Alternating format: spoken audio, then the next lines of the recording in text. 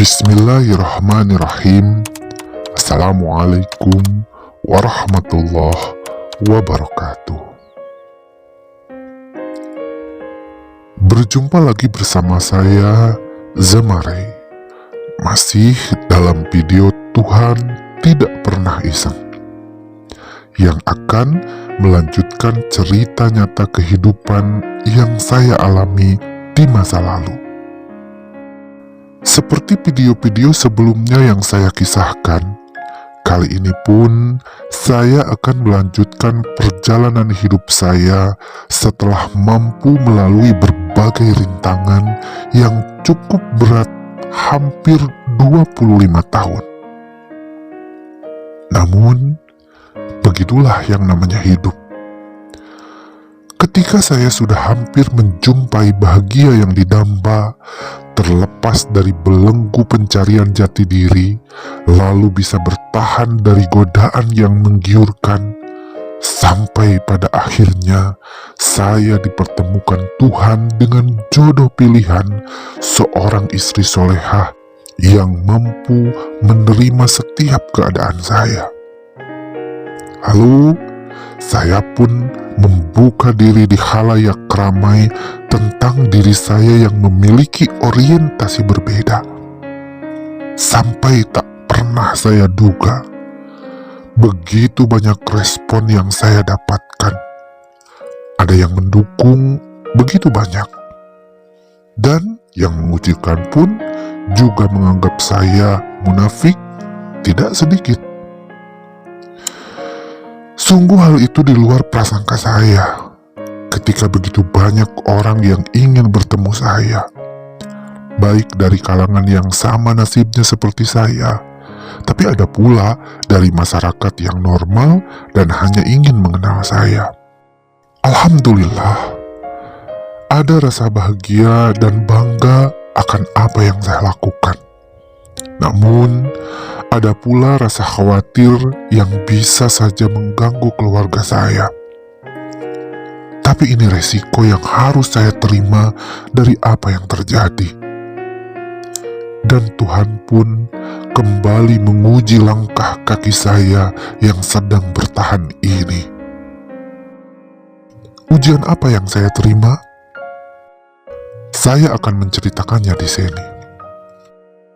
Seperti yang sudah diceritakan di video sebelumnya, setelah saya mengumpulkan segenap hati untuk bercerita lewat radio, banyak sekali orang-orang yang ingin kenalan dan mengetahui kisah saya secara langsung.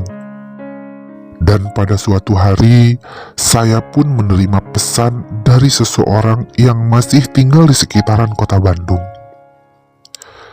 Mereka dua orang perempuan kakak beradik.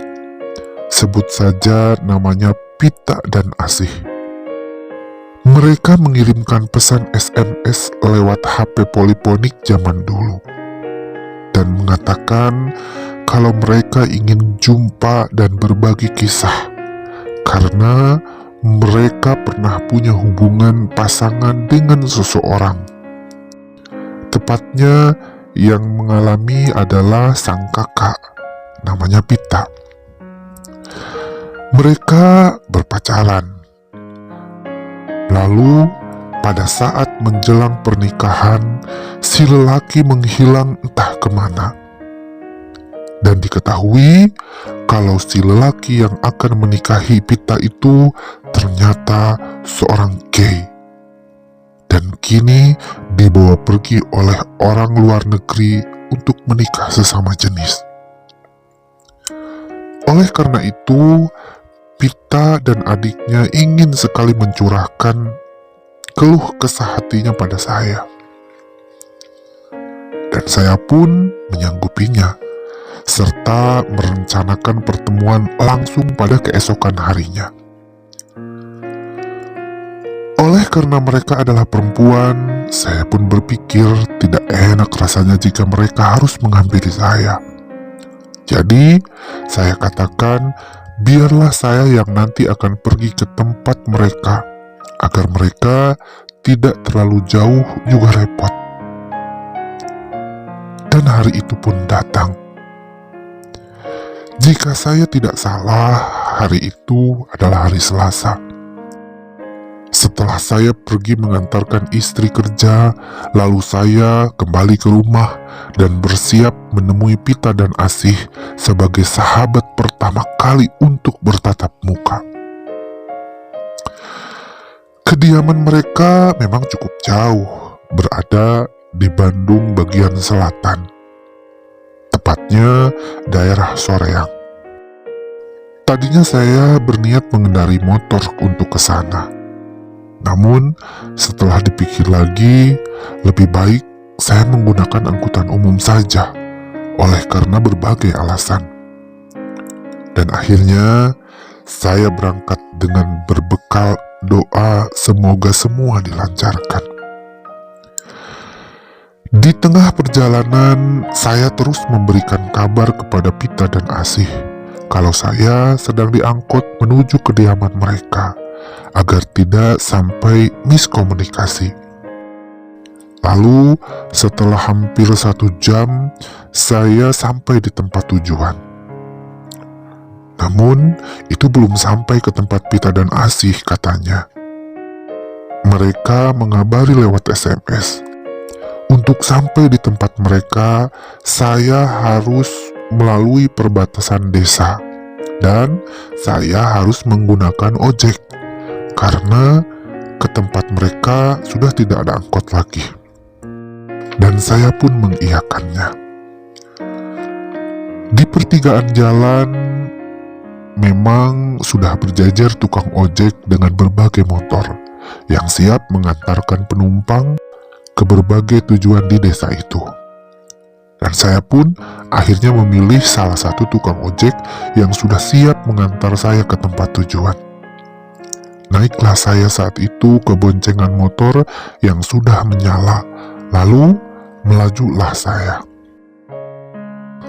Setelah kira-kira hampir 15 menit, saya sudah merasa cukup jauh dan ada ketidaktenangan dalam hati saya.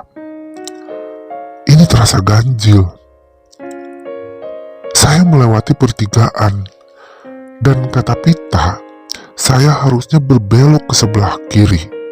Namun, si emang tukang ojek malah berbelok ke sebelah kanan.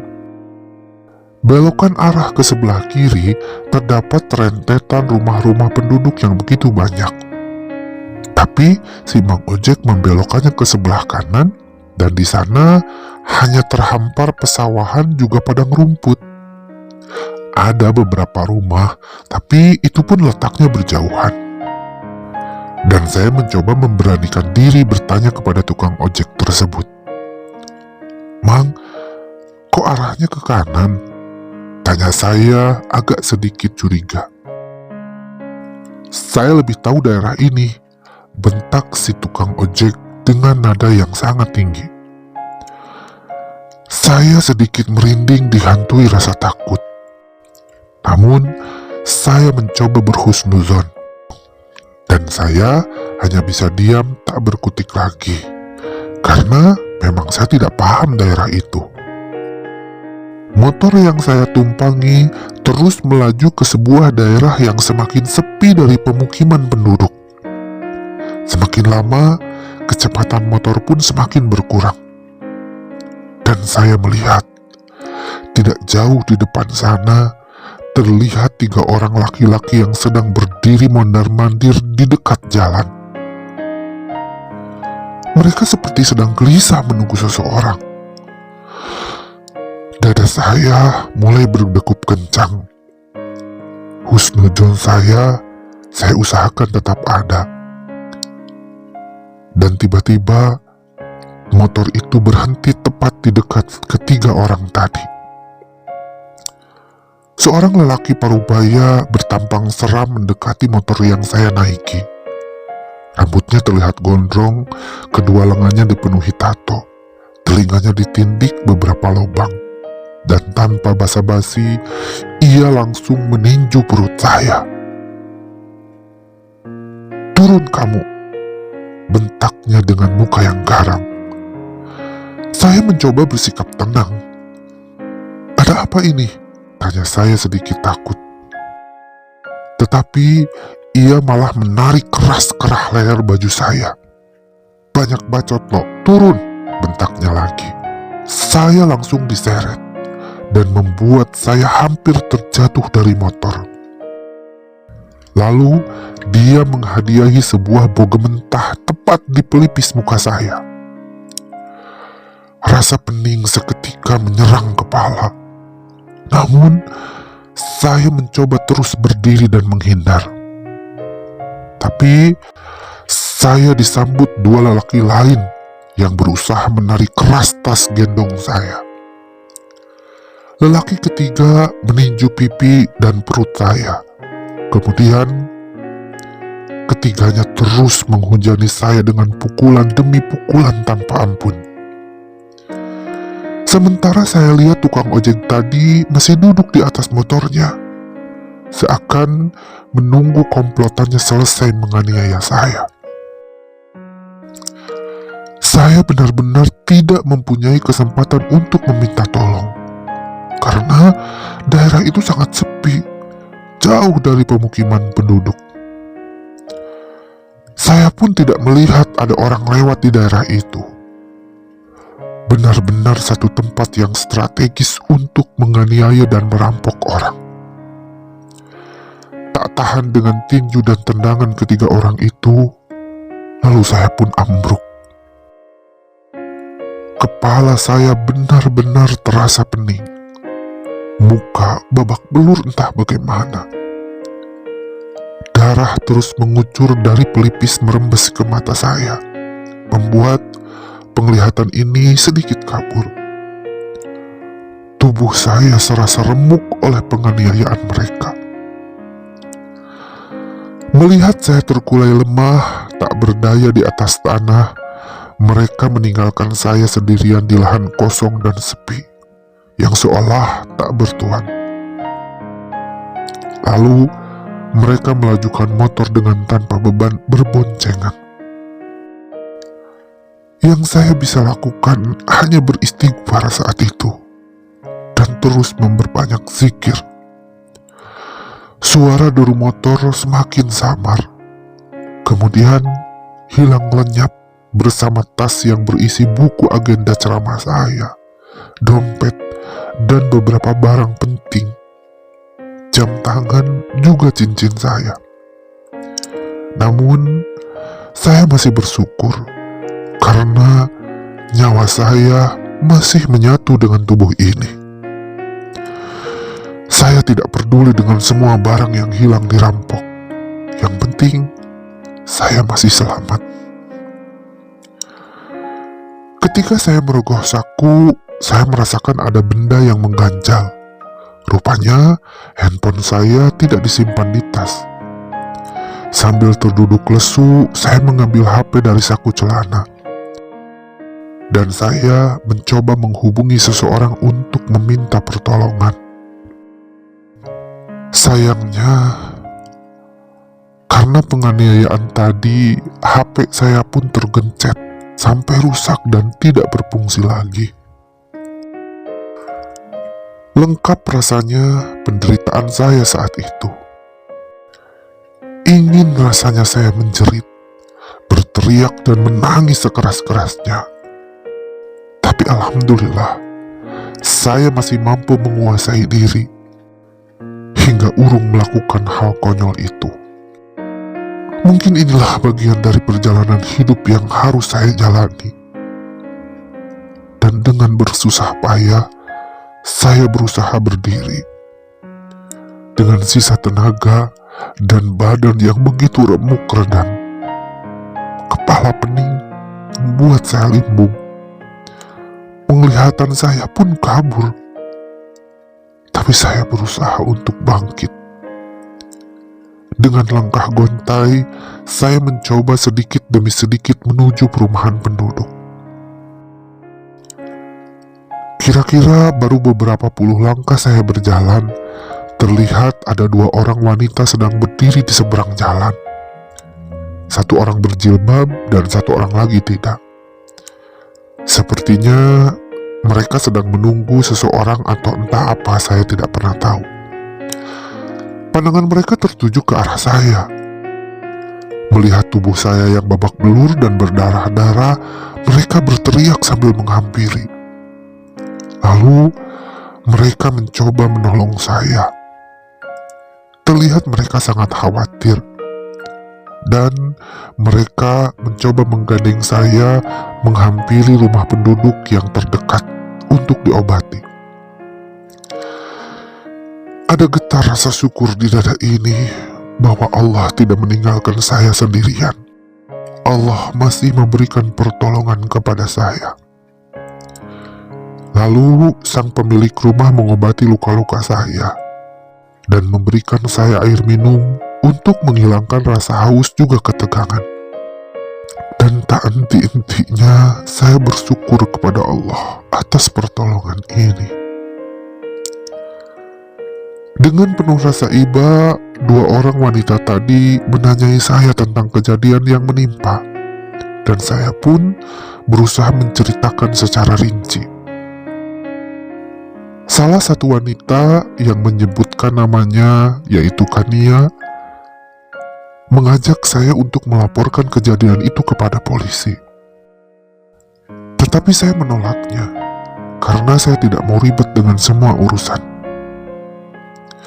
Saya lebih baik pulang karena saya sudah merasa baikan setelah ditolong mereka. Dengan kondisi tubuh yang lemah, saya memutuskan untuk kembali pulang ke rumah.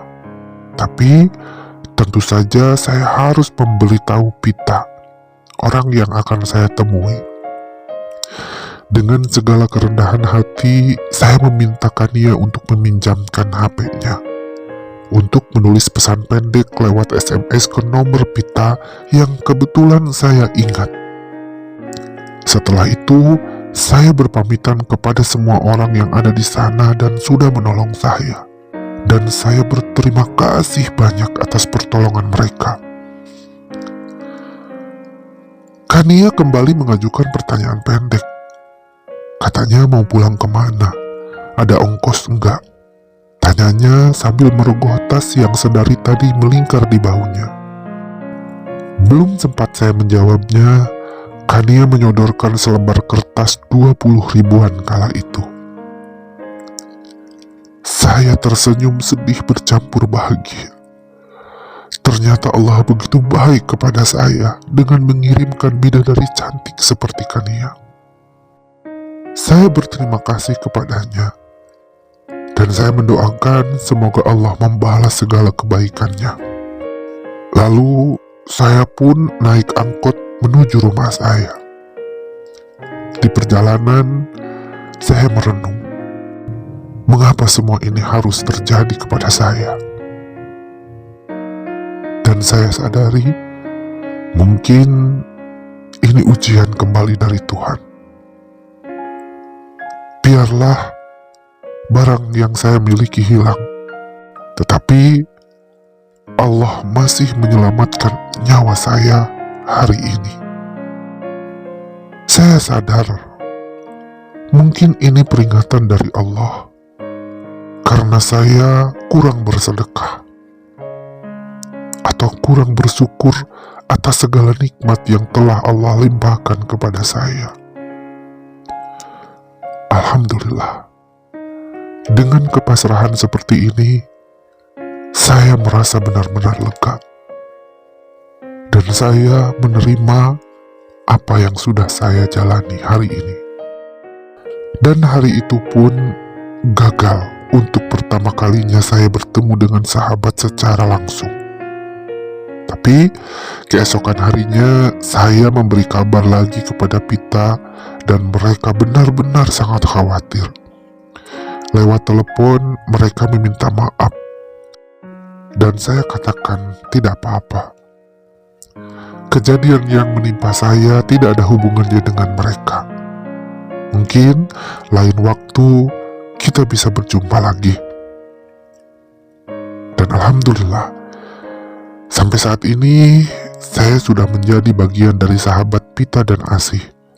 Mereka sering bercerita berbagai hal, sering mampir ke rumah, dan saya pun sering mampir ke rumahnya. Alhamdulillah. Dari ujian dirampok yang telah saya lalui itu, jadi awal perjalanan saya menemui banyak sahabat lainnya untuk berbagi cerita, sharing pengalaman, dan menambah persahabatan. Alhamdulillah.